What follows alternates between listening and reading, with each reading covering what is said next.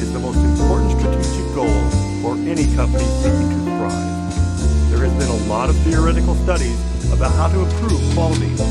Some important quality paradigms we will review in this course include those provided by eminent quality gurus such as Deming, Juran, Crosby, Ishikawa, and Taguchi. Edward Deming developed a popular philosophy known as Deming's philosophy, in which he established theories for total quality management. Let's take a look at some of the important tenets of his philosophy. The first is the use of statistical process control to identify special and common cause variations. This tenet emphasizes identifying both special and common variations. Special variations are erratic and unpredictable. Common variations are inherent in the system. The second tenet states that quality depends on the policies of management. And if management creates appropriate conditions and motivations for workers to improve quality, then every worker will contribute to a better quality product. So this is important because Deming's theory of profound knowledge talks about how management should create conditions in which every worker contributes to quality improvement. The fourth tenet of his philosophy has actually become more popular than the philosophy itself. Deming suggests using the Plan, Do, Check, Act model to improve quality. This is known as the Deming cycle and is abbreviated PDCA. Next, let's look at the principles of Juran's philosophy.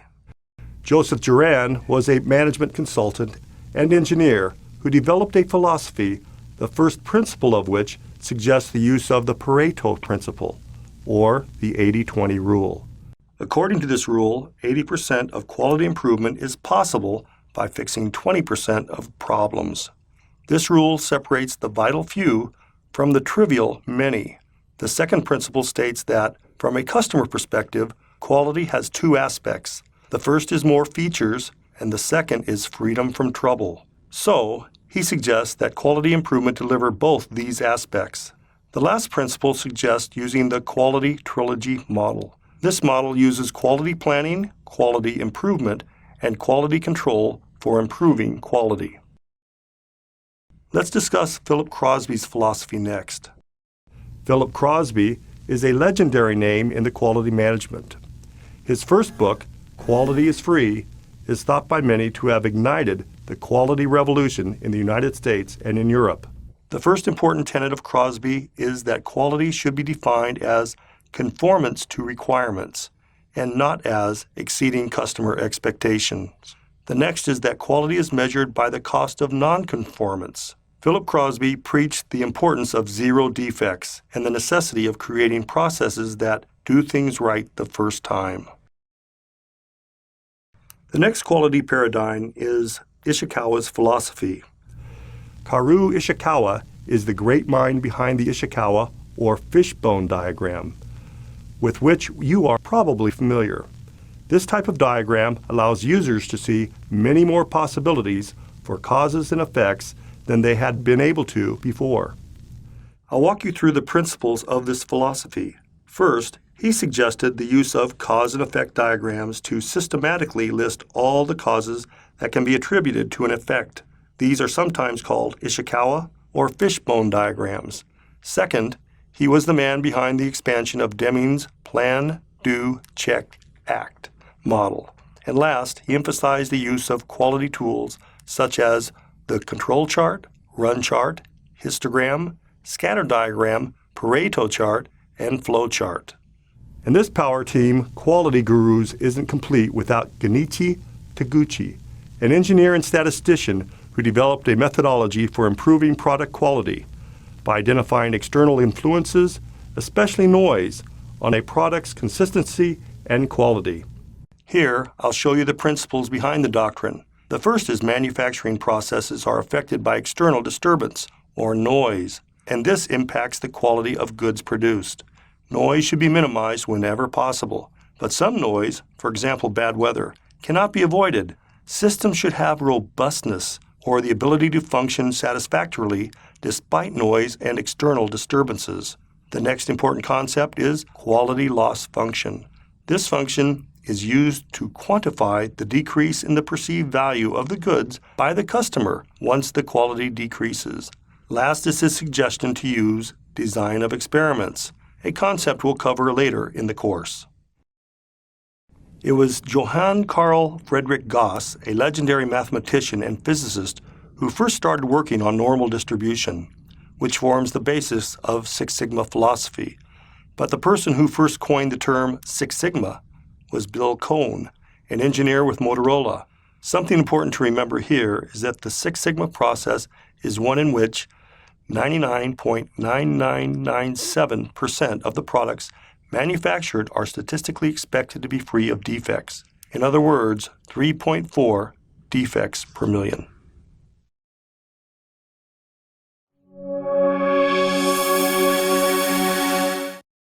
Okay, now we'll move on to process performance matrix. The first metric is defects versus opportunities.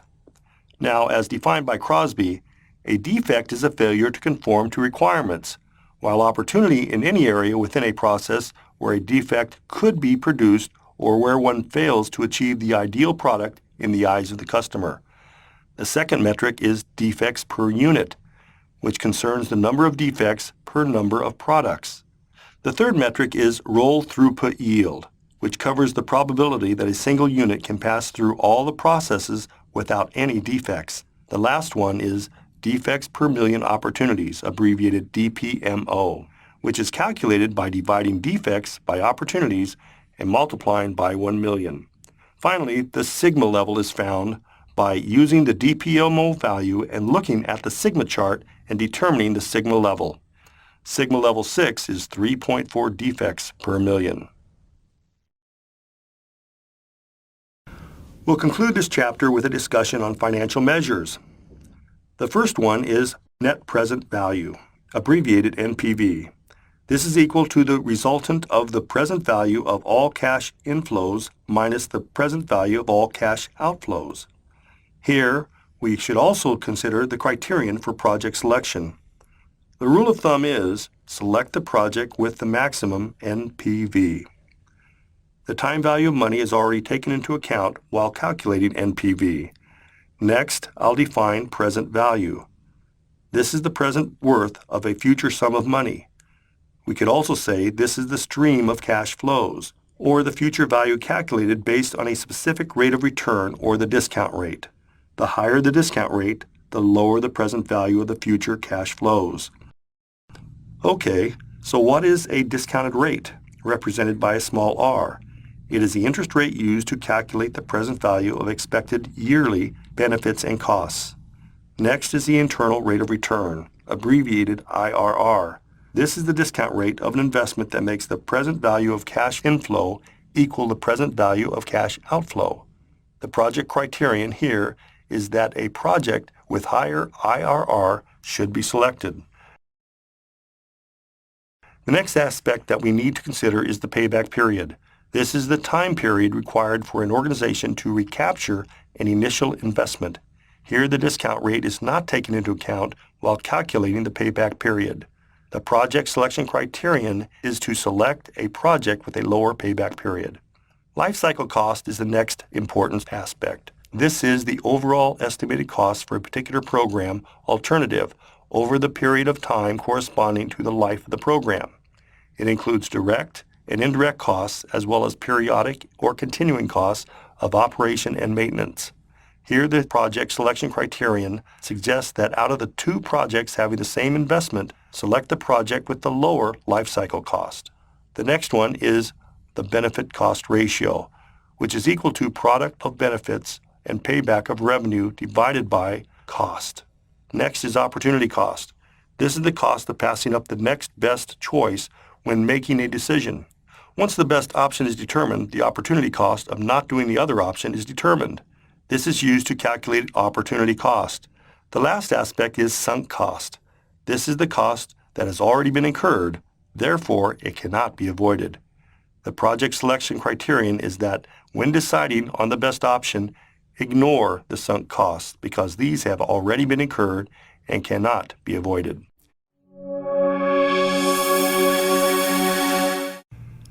Stakeholders are an inherent part of any process or activity in an organization. In this module, we will discuss the role stakeholders play in the Six Sigma process. Let's start by defining stakeholder. Stakeholders are persons or organizations who are actively involved in the project or whose interests may be positively or negatively affected by the performance or completion of the project. Who do you think is an important stakeholder for a Six Sigma project? Well, a stakeholder might be a project manager, a project sponsor, a customer, end users, team members, and of course, shareholders. It is very important to balance the needs of all stakeholders. Usually, stakeholders have conflicting needs. Therefore, focusing too much on any particular group may be detrimental to the needs of other stakeholders. Balanced scorecard is a tool used to measure stakeholders' goals quantitatively and to translate these goals to metrics. Okay, so how do we use this tool? The first step is to determine the vision and the strategy of the organization. This forms the basis for each balanced scorecard. Next, the experienced black belts and master black belts determine the important metrics for each stakeholder. For this, a dashboard is created that displays the metrics for the stakeholder, and the results of the metric, or Y, are caused by specific effects, or X. In mathematical terms, this can be read as Y is the function of X, or the result Y is a function of several effects. Okay, so what are the benefits of using Balanced Scorecard? First, it is an effective tool for getting input from stakeholders and for ensuring that they align with the strategy and vision of the company. Second, it is helpful in project selection so that no particular group gets undue advantage in the project selection process. Third, it quantifies high-level objectives or results Ys in terms of measurable effects X's, which enables management to make an informed decision in the project selection process. So let me show you how critical vital X's are determined. The objective is finding critical effects that will have maximum impact on improving the objectives or results. These are called vital X's. These are the effects that, if improved, will have a significant impact on the results or the Y variable. For any company, the most important stakeholder is the customer. Therefore, it is extremely important to understand the customer's needs. In other words, it is important to acknowledge the voice of the customer, or the stated or unstated needs of the customer. These should be understood before designing any product or service. Analyzing existing customers can provide a basis for identifying and categorizing customer segments. Facts about customers' age, gender, living habits, income levels, educational level, and purchase history are crucial determinants. Now, when I talk about customers, these may be internal from within the same organization or external from outside the organization. The main objective of any company is to retain customers because getting new customers is usually an expensive process. Therefore, once customers are identified, we want them to stick around. Calculating the financial value of customer loyalty helps in identifying how much a customer is really worth and determine the amount of money that should be spent on retaining that customer.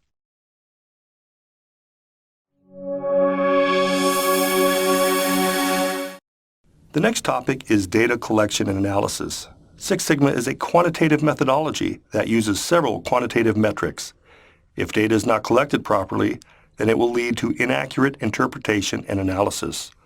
Therefore, the Six Sigma project would not deliver the desired results, and at times could even deliver non-desirable outcomes.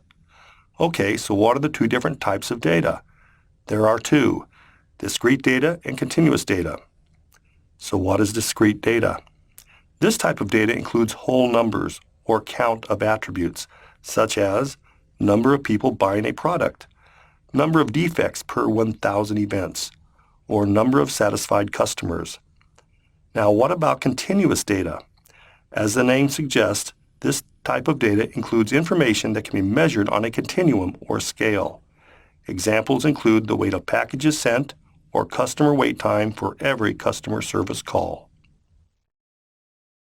Now let's discuss some widely used data collection techniques. First, observation, the simplest of all collection techniques. It is simply observing the customer as he receives the product and recording the response. A one-on-one interview after the initial observation may give you greater detail. The next technique is the survey. In Six Sigma, conducting a survey is extremely important because the surveys reflect opinions of the customers and are used to make critical decisions. Over time, surveys have become more scientific. Surveys are conducted in 3 stages: creating and validating the questionnaire, sending the questionnaire to respondents, and collecting and analyzing the data. I'll go over each of these steps in detail. Creating and validating the questionnaire includes determining the types of questions, response types, ranking questions, and validating the questionnaire. Ranking questions are those in which the customer provides a rank or numerical value to a particular attribute. Validating the questionnaire means conducting a pilot study with a small group of users to see whether they understand the questionnaire. Next, we need to send the completed and validated questionnaire to the selected group of people. The last step involves collecting and analyzing the information. Another technique is focus groups. A focus group is a powerful tool to evaluate the existing product and get new ideas. A focus group usually consists of 6 to 10 people selected from a larger group. Those selected act as a representational group. The facilitator plays an important role in the focus group by creating an environment that allows free flow of information so that appropriate questions are answered and discussed. Because focus groups are open-ended discussions, they cover a much wider range of issues than surveys. They are relatively inexpensive and can be easily organized. However, because focus groups are usually small, input is limited to the information obtained from the small group. Also, the effectiveness of a focus group depends a lot on the ability of the facilitator.